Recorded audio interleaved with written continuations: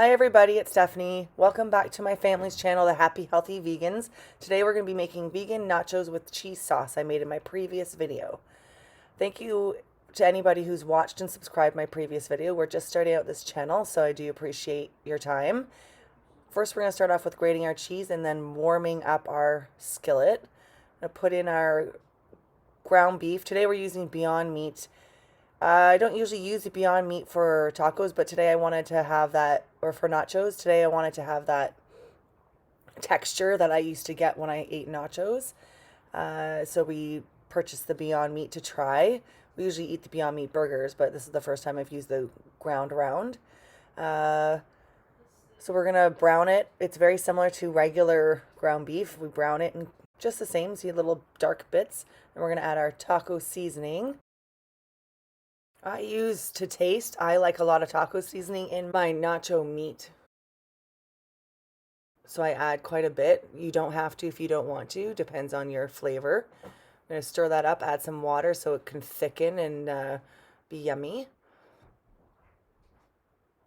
Just a little bit more just to make sure. And then we're going to add a can of refried beans. First time I ever seen refried beans, I was in high school and I thought it looked like dog food, but didn't appreciate it then as much as I do now. I love it. Mix that all in so it's all incorporated and gets the taco seasoning flavor. I'm going to blend that all in.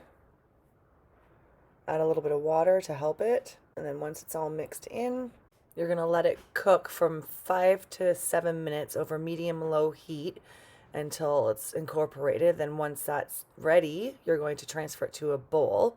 Now, as you can see, I have all my toppings chopped up and ready to go. And we're going to start adding the nachos. I buy 2 different flavored chips. One is regular corn chips and the other is just blue corn chips. They are the Selection House brand from my local Metro, which is around the corner from me. Nachos were one of my go-to when my husband and I would go to the pub for dinner, so it's one of my favorite meals to make at home. Now we are going to add our toppings, starting with the Beyond Ground Round. Spread it out all over your nachos so you have a yummy taste in every bite.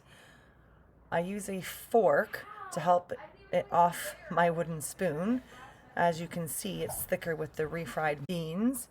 Then I'm going to add my black beans. Add as much as you like. They are a great source of protein. I like to add lots of black beans to my nachos. Now I'm going to be adding some black olives. The black olives are in a can already sliced. Makes it a lot easier to add them without having to do any extra work. They give them your nachos a nice salty bite.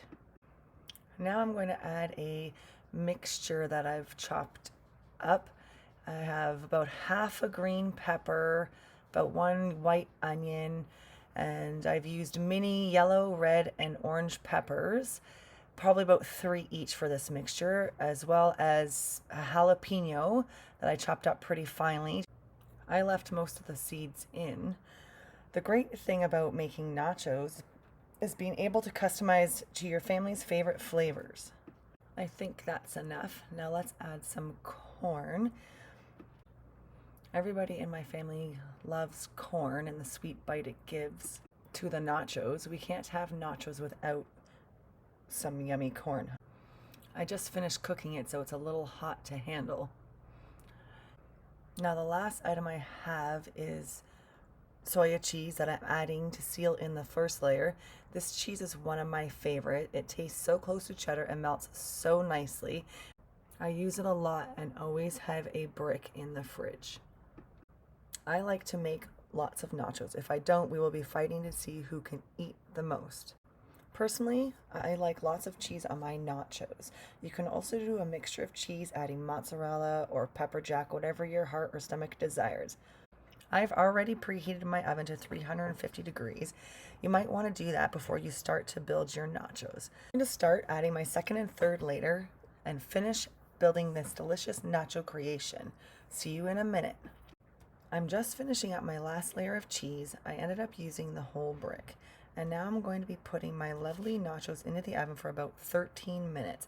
It's a perfect amount of time to warm up the veggies and melt the vegan cheese. You can leave it longer if you prefer. your nachos to be crispier. I love my nachos just like this. Here are the nachos right out of the oven. They look so good.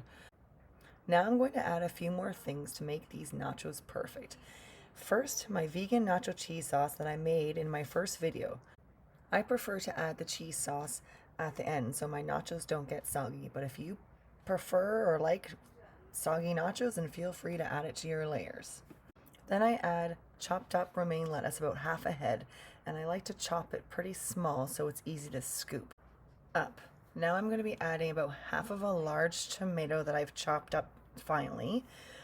And there are my finished vegan nachos and my nacho cheese sauce. If you're interested in my nacho cheese sauce recipe, please watch my previous video.